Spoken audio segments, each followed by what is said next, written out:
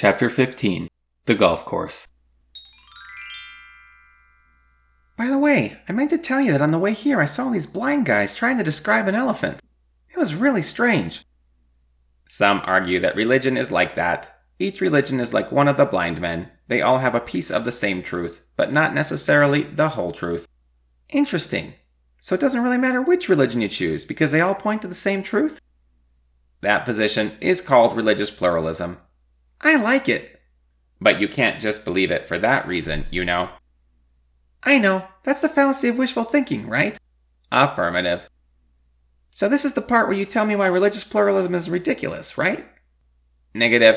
Philosophy is not memorizing what I think. It's learning to think for yourself. What is it? You just reminded me of something I told Sophie once. Do you think she's okay? Oh no, she's not, is she? I thought you two were going to go separately from here on out. I know, but... well... how do you know if you love someone? Love. Yeah, you know. Love. Syntax error. Define love. You don't know what love is? It's when souls join. Syntax error.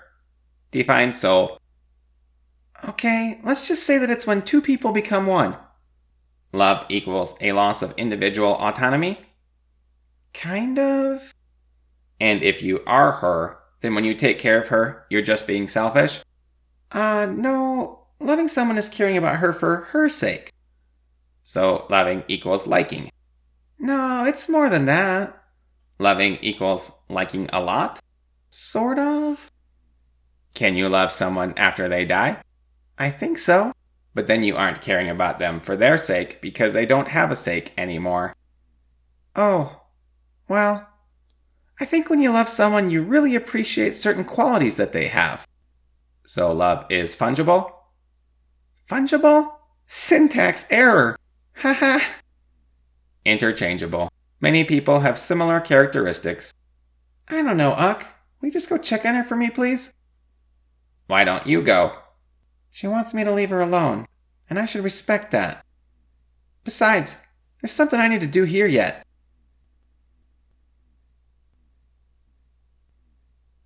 What am I doing? I should have stayed with Phil. You did the right thing leaving that loser. Why do you say that? For starters, you wouldn't be trapped here if it weren't for him. Well, that's true. And since you got here, he's been nothing but trouble.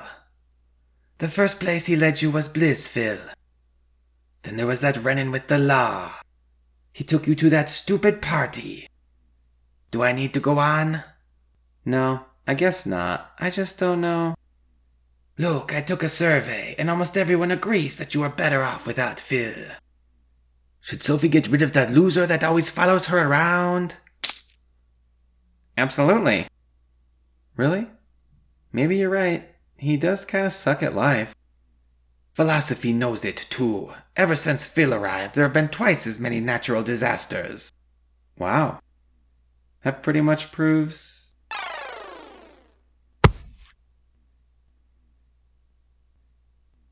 Is this enough money to give your machine a try?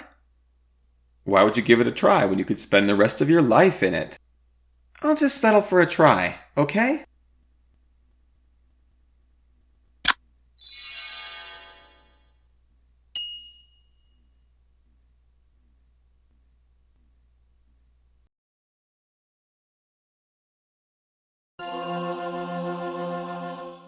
It looks like you're in the rough, son. Well, there's this girl. Listen, son. Sometimes you need the power of a driver with the sensitivity of a putter. What do you mean? I mean, fetch my sandwich. Sandwich? 4. 4? Are you here to eat or golf? Can't we do both? Would you like a slice? What kind of question is that? What golfer would want a slice? Oh, I'm sorry. Just try to stay focused, okay? Yeah, maybe that's where I went wrong. Of course it is. This course is a par 3, you know. I don't get your meaning. What does that have to do with love? Love? I'm trying to teach you how to golf, son. Right.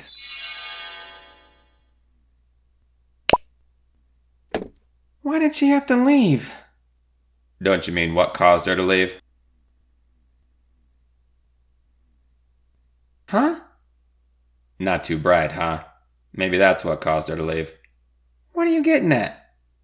Here's your problem. You attribute people's decisions to this mysterious force you call free will, rather than searching for their actual causes. So you're saying there's no free will, and you think I'm the one with the problem?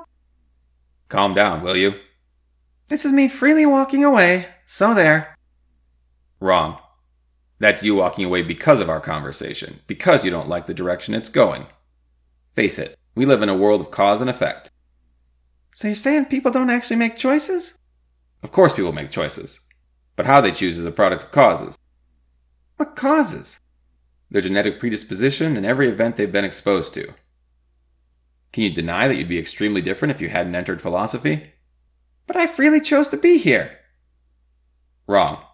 A series of events led to you encountering the choice, and based on who you were, genes plus experience, you chose to be here. But there's something wrong with your theory. Yeah? Some people come out of bad situations and others don't. So how do you account for that? How do you? Free will. Why would anybody choose to stay in a bad situation? Maybe they like to suffer? Do we actually choose what kinds of things we will like in life? Maybe they're just stupid. Do people choose to be stupid? Sure. You'd have to be pretty stupid to choose to be stupid, wouldn't you?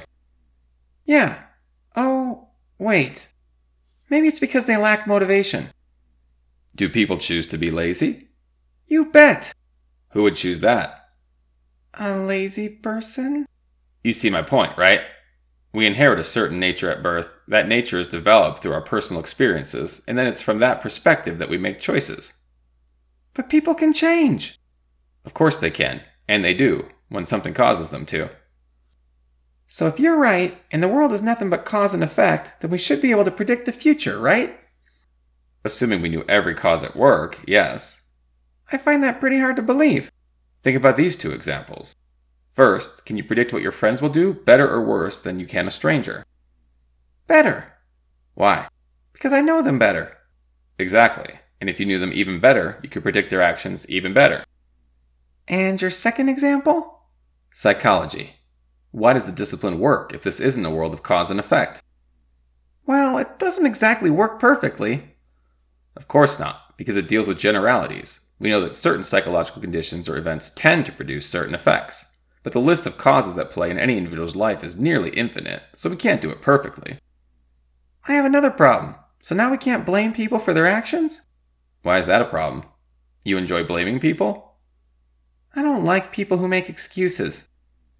If people realized that determinism is true, we would still punish people, but we would do it to change their future behavior, not on some obscure notion that they deserved the pain for its own sake. You won me over. I have this problem that I tend to only believe the things I want to believe, but I'm getting over it. What you say sounds crazy at first glance, but it really does make perfect sense. So, about your girl problems. What about them? Tell me more, and maybe we can come up with a logical plan. Well, what do you think?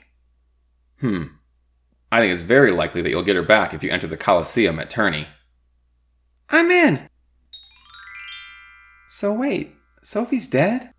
Even though she was better with logic than Phil, the selective statistician caught her off guard. Uck wasn't there to give us his profile. Can you fill us in on his strengths and weaknesses? Absolutely.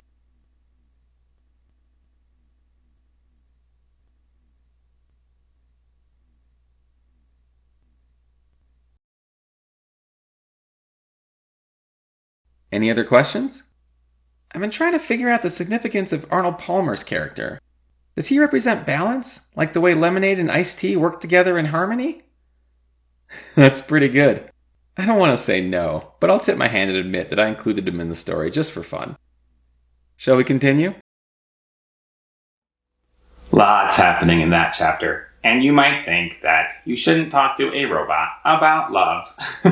But on the other hand, if we're not thinking about love, in a logical, rational manner, if we're not approaching our relationships in a way that makes sense, we probably are setting ourselves up for a pretty big fall. And I would say that many people do this, and that relationship drama or frustration or disappointment tends to be, right up there with one of the number one kind of complaints or issues that people face in their lives. So it's important to realize, for example, that NRE, that chemical rush that people get early on in a relationship that's, featured in every romantic comedy or whatever, is very temporary. It doesn't last forever. It's important to remember that identity is fluid, and that so the person that you partner up with at one point in time isn't going to be the same person in the future, and that you're not going to be the same person as you were in the future as well, and that's okay. So we have to allow things to grow, change, and evolve in whatever way they might.